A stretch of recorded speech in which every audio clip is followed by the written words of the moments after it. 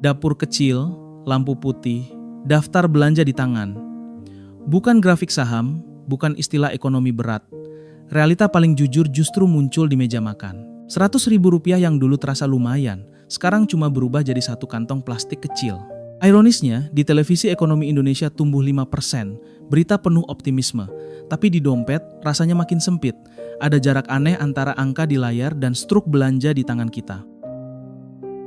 Lalu layar ponsel kita diserbu judul berita seram, Amerika kolaps, PHK massal, krisis global, kiamat ekonomi. Wajar kalau dada terasa sesak. Media memang hidup dari ketakutan. Sama seperti film horor, musiknya mencekam, gambarnya gelap, bikin jantung berdebar. Tapi pertanyaan pentingnya satu, apakah hantunya benar-benar ada di rumah kita atau cuma aman di balik layar kaca? Kalau dibikin versi tongkrongan, resesi itu sederhana. Negara-negara kaya lagi demam tinggi, lalu berhenti jajan. Biasanya saat mereka berhenti belanja, negara lain ikut batuk-batuk karena dagangan tak laku. Dunia memang sedang kurang sehat. Tapi satu hal perlu ditegaskan, dunia sakit tidak otomatis berarti Indonesia harus masuk ruang ICU ekonomi. Belum tentu. Disinilah keanehan muncul. Saat banyak negara tertekan, mal di Jakarta justru macet, konser habis terjual, penjualan mobil tetap jalan. Data ini bikin banyak analis luar negeri garuk-garuk kepala. Apakah Indonesia punya semacam ilmu kebal ekonomi? Atau sebenarnya kita sedang berada di fase tenang sebelum badai yang lebih besar datang? Pertanyaan ini penting dan jawabannya tidak sesederhana headline. Agar diskusi ini tidak melayang tanpa arah, kita butuh peta jalan yang jelas. Pertama, kita akan bedah kenapa dunia terlihat kacau tapi Indonesia tampak santai di permukaan. Kedua, kita masuk ke bahaya senyap yang diam-diam menekan gaji UMR dan tabungan keluarga. Ketiga, kita siapkan strategi pertahanan sekaligus penyerangan, supaya kamu tidak hanya selamat tapi justru naik level. Video ini bukan tentang motivasi kosong atau janji manis cepat kaya. Ini panduan bertahan hidup berbasis logika dan data. Tonton sampai akhir, karena bagian terakhir akan menentukan apakah dapurmu tetap mengepul dan asetmu bertumbuh, atau justru habis pelan-pelan tanpa terasa, terlepas dari apapun yang terjadi di Amerika dan dunia. Bayangkan ekonomi global itu seperti tubuh manusia raksasa. Amerika saat ini sedang mabuk obat. Suku bunga dinaikkan terlalu cepat demi melawan inflasi, efek sampingnya muncul kemana-mana. Bank-bank regional goyah, kredit macet, dan konsumsi melambat. Saat jantung keuangan dunia ini tersendat, biasanya aliran darah ke seluruh negara ikut melemah. Inilah sumber kepanikan utama media global. Di sisi lain, Cina terlihat seperti pasien yang kehabisan darah. Mesin utamanya, sektor properti, ambruk, apartemen kosong, developer bangkrut, dan kepercayaan masyarakat runtuh. Padahal selama puluhan tahun, Cina adalah pabrik sekaligus pembeli terbesar dunia. Ketika dua raksasa ini sama-sama sakit, biasanya dunia langsung masuk ruang gawat darurat ekonomi. Secara teori, Indonesia seharusnya ikut terseret. Tapi kenyataannya, ekonomi kita seperti anak bandel yang susah tumbang.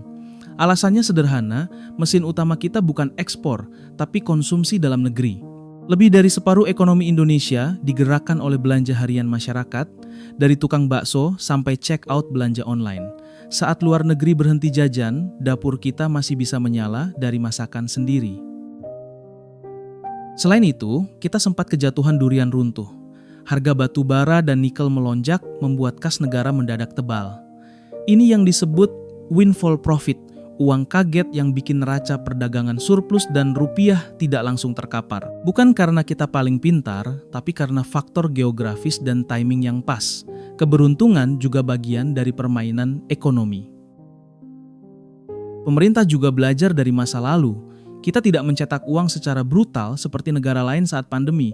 Rem fiskal dijaga lebih ketat. Hasilnya, inflasi relatif terkendali dan mata uang tidak hancur seperti Turki atau Argentina. Ini bukan pujian berlebihan, tapi perbandingan objektif supaya kita tahu posisi Indonesia di peta dunia. Namun di titik ini, nada bicara harus diturunkan. Data makro yang terlihat sehat sering menipu mata.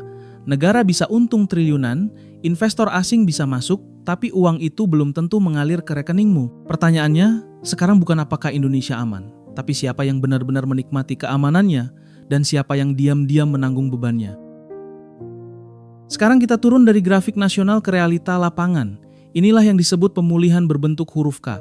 Satu kaki naik tajam, satu kaki turun pelan tapi menyakitkan. Sektor tambang, perbankan, dan korporasi besar mencetak laba besar. Tapi di sisi lain, UMKM, buruh, dan pekerja harian justru tertekan. Mungkin kamu melihat teman yang kerja di tambang dapat bonus besar, sementara tetangga yang buka usaha catering mulai menutup dapur lebih cepat.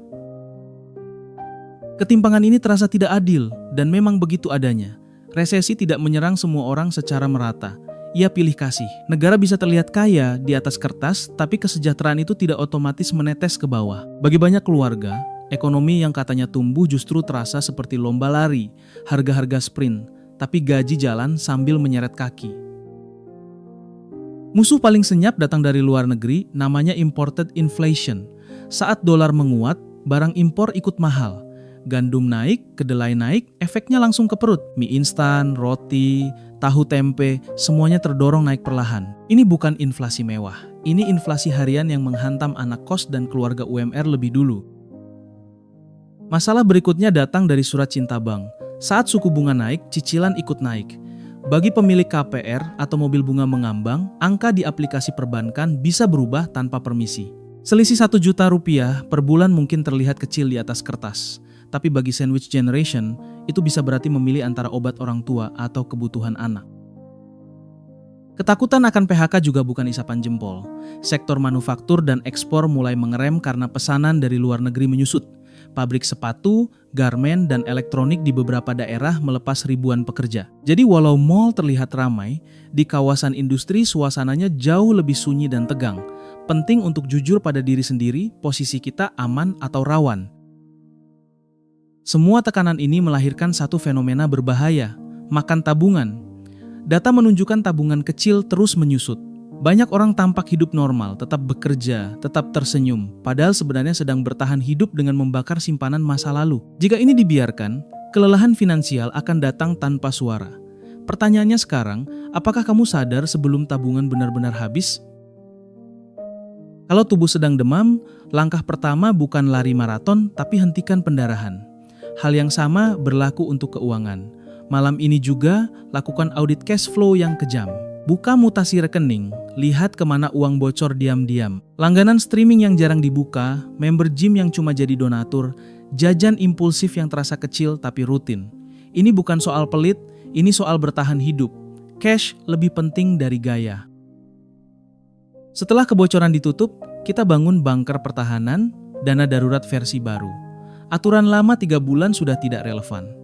Di kondisi sekarang, minimal 6 bulan pengeluaran wajib harus aman. Simpan di instrumen yang liquid dan relatif stabil. Dana darurat bukan uang nganggur, tapi asuransi ketenangan. Saat orang lain panik kehilangan penghasilan, kamu masih bisa berpikir jernih. Musuh paling berbahaya dalam krisis bukan resesi, tapi utang berbunga tinggi. Pinjaman online dan kartu kredit harus jadi target utama. Secara matematis, tidak ada investasi legal yang bisa mengalahkan bunga 20 hingga 30% per tahun. Melunasi utang adalah investasi dengan return pasti. Jika perlu, relakan barang konsumtif.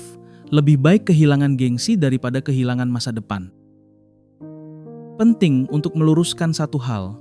Hidup hemat bukan berarti menyiksa diri. Makan asal murah sampai sakit justru mahal di belakang. Frugal living adalah soal nilai, bukan penderitaan. Mengeluarkan uang untuk makanan bergizi dan kesehatan itu investasi. Mengeluarkan uang untuk gengsi yang tidak menambah fungsi itu beban. Fokus pada apa yang membuat hidup berkelanjutan. Bertahan tidak cukup hanya dengan memotong pengeluaran. Kita perlu melindungi pemasukan. Jangan mengandalkan satu keran. Bangun side hustle yang masuk akal, berbasis skill, bukan mimpi cepat kaya.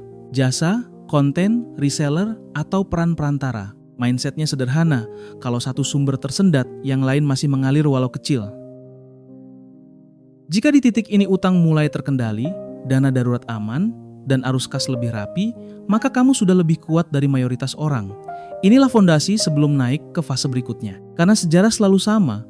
Orang yang lahir sebagai pemenang krisis adalah mereka yang menyiapkan pertahanan lebih dulu sebelum berani menyerang. Setelah fondasi aman, barulah kita bicara soal menyerang. Di fase ini, krisis perlu dilihat dengan kacamata berbeda. saat banyak orang panik dan menjual aset karena takut harga-harga jatuh. Bagi yang punya cash dan kepala dingin, ini bukan kehancuran tapi diskon besar. Sejarah membuktikan transfer kekayaan terbesar justru terjadi saat orang sibuk menyelamatkan diri, bukan saat ekonomi pesta.